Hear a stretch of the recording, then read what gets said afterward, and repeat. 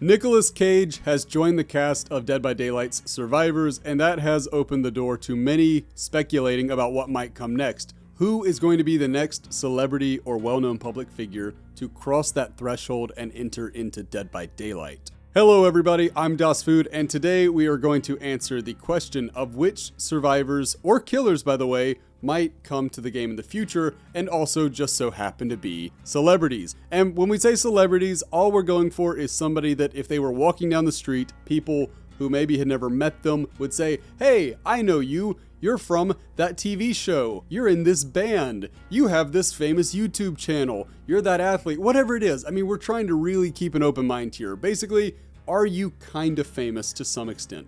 That's all it's got to be. If you meet that requirement, congratulations, you're in, you qualify for this list. And as just one caveat before we get going, I do want to say there are going to be so many people who could qualify for this list that I did not put on there. So for example, I know a lot of people have talked about Danny DeVito joining the game, and yes, I'd be all for it. Go for it. Do it. I will absolutely buy and play as Danny DeVito, 1000%. But he is just one example of the thousands of people that could be considered for this and might actually be good candidates that I didn't put on here. So if I missed your favorite, please do let me know down in the comments below. You know, start it off with something like, "Hey, stupid," so that I know you mean business. But with all of that out of the way, let's jump right into this list. We are going to start with James A. Janice from the channel Dead Meat. So, for those of you who don't know, James A. Janice is a YouTuber who has a channel called Dead Meat with over 6 million subscribers, and it's become famous for his kill count videos, which is just a really creative way where he's able to walk through the plot of a film. He's able to highlight, here's who's in it, you know, here's what happened behind the scenes, here's why it's good, here's why it's bad. And by the way, here are the kills. That's the gimmick of it. Let's talk about the kills. Let's talk about which ones are good, which ones are creative, and then which ones are just boring or off screen or whatever. And here's the thing, as much as people can downplay his legacy because maybe they're like, "Oh, a YouTuber? Really? You're leading this off with a YouTuber?" I will go to bat for James. And not only that, let's go on to mention his wife, Chelsea, who would also need to be in the game as a legendary skin. Without Chelsea, there really is no James A. Janice. They're just so perfect for each other, and I would love to see them both in the game. Now, when people do try to downplay his legacy, I like to try to put it out there that through Dead Meat, James has gotten an entire generation into horror films that they never would have watched. You have kids, I am talking kids, people in middle school who are aware of things like Sleepaway Camp, Bloody Birthday, and Reanimator, and so many more because of the Dead Meat channel. It's because of Dead Meat that so many of these, I mean, I kid you not, I've seen it. I call it the Dead Meat effect, right? So he made a video on Orphan, which by the way is a great film. I really enjoyed Orphan. He made a video on Orphan, and all of a sudden, I see it. It's put on the trending thing on Netflix. It's one of the most, like, what, in the top 10 most viewed on Netflix. And I see people talking about it on Twitter. And yes, I start seeing people say, "Hey, Orphan should really come to Dead by Daylight." So don't tell me Dead Meat did not have a role in that. Don't tell me that everybody just collectively decided, "You know what I should watch? I should watch this, like, what, 2007 movie?" Or I don't know if it was 2000. It was around that area. You know, they all just decided at the same time, "Let's watch this. Oh, and by the way, James A. Janice just happened to make a video on it. That's crazy." Probably no relation there.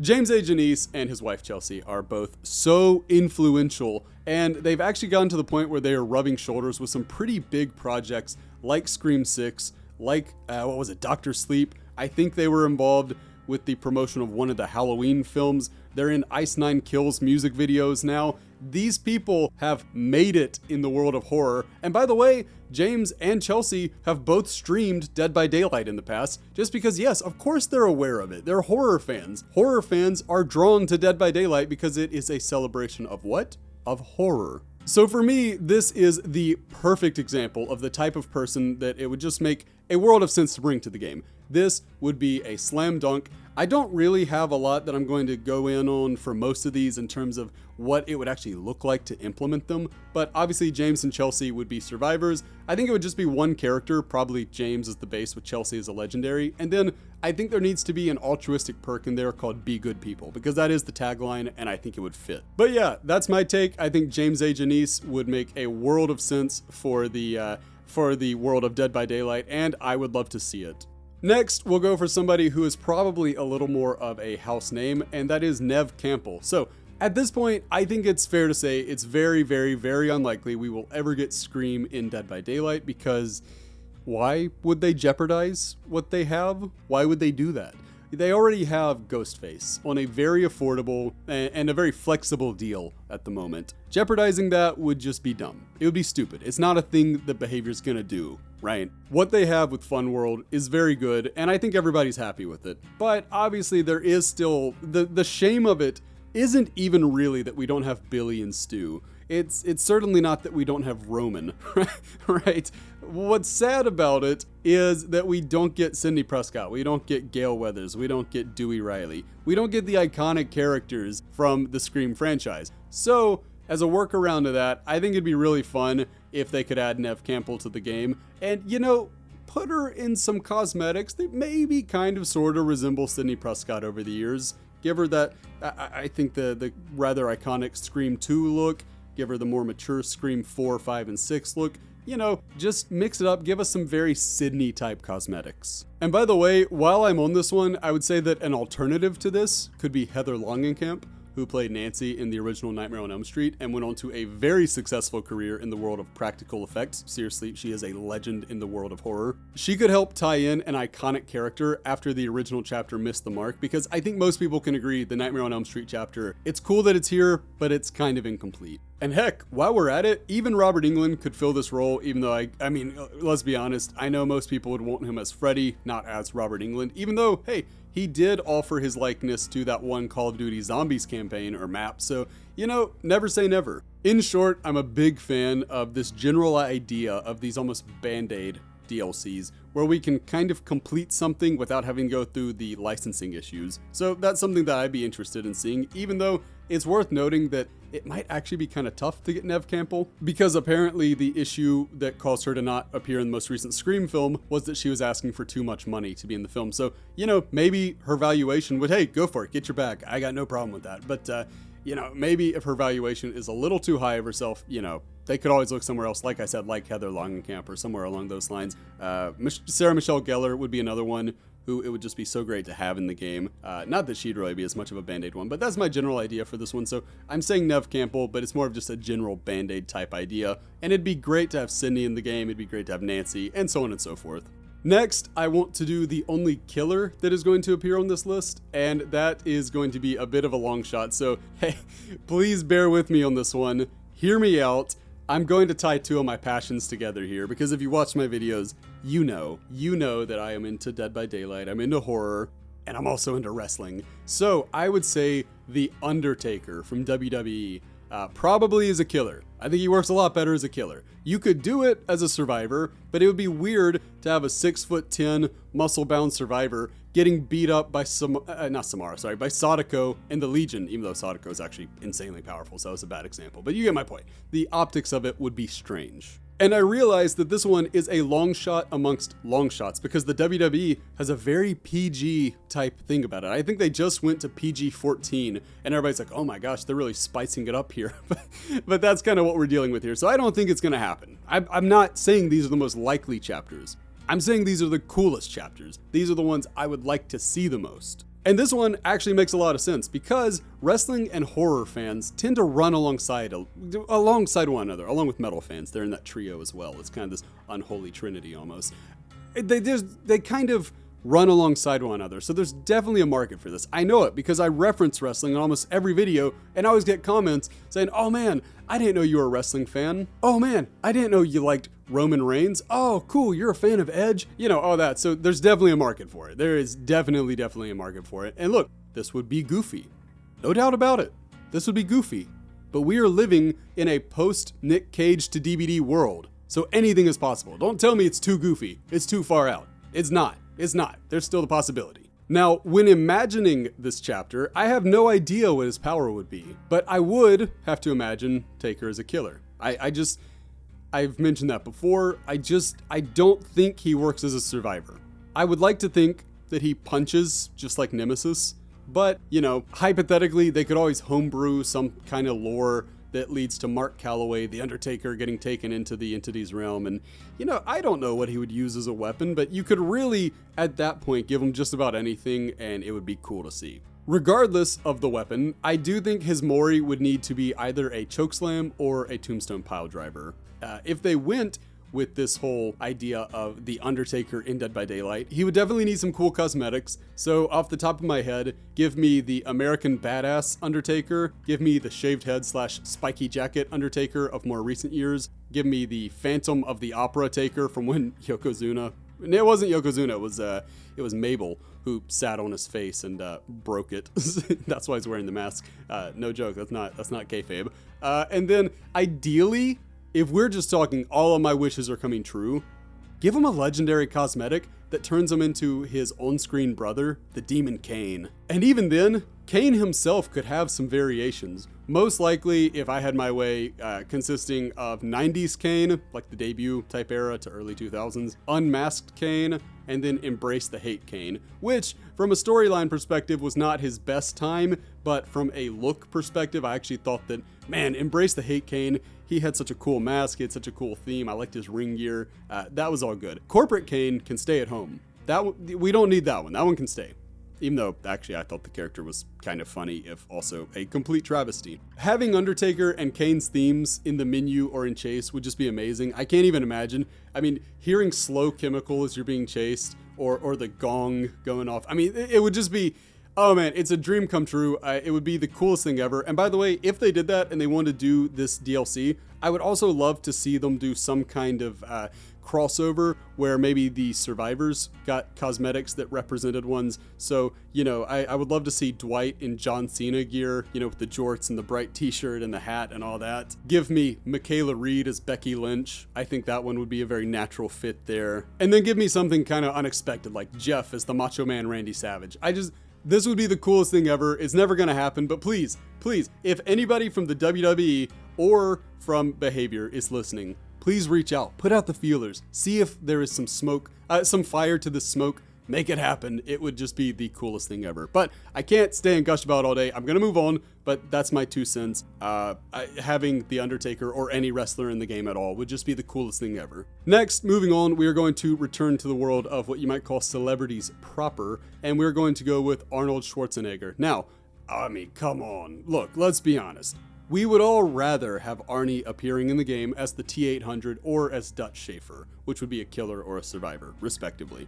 But having him in the game at all is far preferable to him never making an appearance. Of course, if they did go the route of having just Arnold in the game, again, not Dutch, not the T-800, it's Arnold, much in the same way that this is just Nick Cage. If they went that route, they would have to give him cosmetics that closely, but of course legally distinctly, resemble his iconic roles. This would be extra cool though, because they don't actually have to stick to horror if they go the Arnold route. So there are some pros to not having an actual licensed character. Because just think about it, I mean, he's had an illustrious career, so sure, you can, and you would need to, cover Terminator and Predator. But why not also add skins for Conan, Total Recall, or maybe his most intense role, Detective Kimball from Kindergarten Cop. That one scene where he beats up the abusive dad, I don't know. That scene just makes me happy. I've watched it probably 1,000 times. And to me, I think this one is more likely than people might think at first blush. Arnie has been very generous to the gaming industry, not only offering his likeness and voice to several Terminator games, which, yeah, you would expect that, but also to projects like Mortal Kombat 11, WWE 2K16, and Predator Hunting Grounds, which is a rather eclectic collection of games right there. He's clearly okay with entering the voice acting booth and doing some mocap if the money and timing are right, so I wouldn't count this one out. I'm personally super biased towards this entry because Arnie is one of my all-time favorite actors, but there's no denying that he does also just legitimately fit in Dead by Daylight.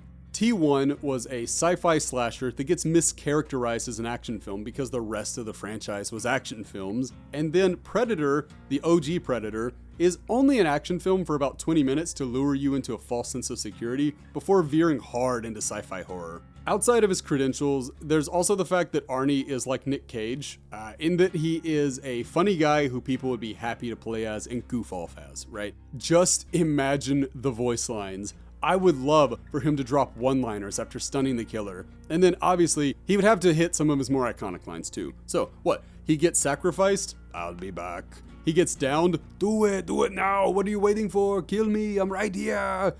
Sorry for the terrible Arnold. I know. I'm going to get like a cease and desist. Like, never do that again. But, you know, he sees the killer, hit him with the "you are one ugly mother." Well, you know the rest of the quote. I think it'd be great. He would be so good for the game. He'd be so fun. It's a very natural fit. And to me, the only thing to do here is have the Governator himself start campaigning for a role in DBD, because he would be perfect and I'd love to see it. And finally, I want to come to our last entry and change up the speed a little bit. So we started with somebody who kind of made their career online with a YouTuber, and we're going to finish it with a guy who's both a YouTuber and a streamer, that being Otsdarva. Behavior is likely wary about adding a content creator to the game for several reasons, but if they were going to do it, Ots would make a world of sense. So let's break down the why. Firstly, there is this community aspect of it, in that I think the DBD community would reject a non-DBD content creator. The players don't want Dr. Disrespect. They don't want XQC. They don't want Moist Critical in the game.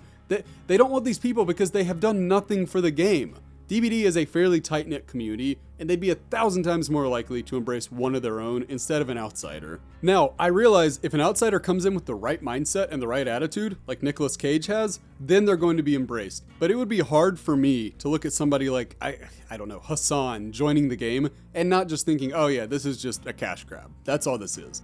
So you would need to stick within the DBD community. And on that note, DBD has had some really good, really influential creators over the years. I think of Noob3, True Talent, Otofu, just to name a few. I mean, there have been quite a few, but really, nobody has meant more to this game than Otsdarva. At risk of sounding like I'm sucking up to a larger creator, which, come on y'all, Ots has enough going on that he's not going to watch Das Food videos, let's keep it real. It has to be noted that Ots has done more to earn DBD goodwill than even the devs have. He has been a voice of reason in the community for many years, and with all the guides and tutorials he's made, it's not a stretch to assume that he is the first point of contact most new players have with the larger DBD community.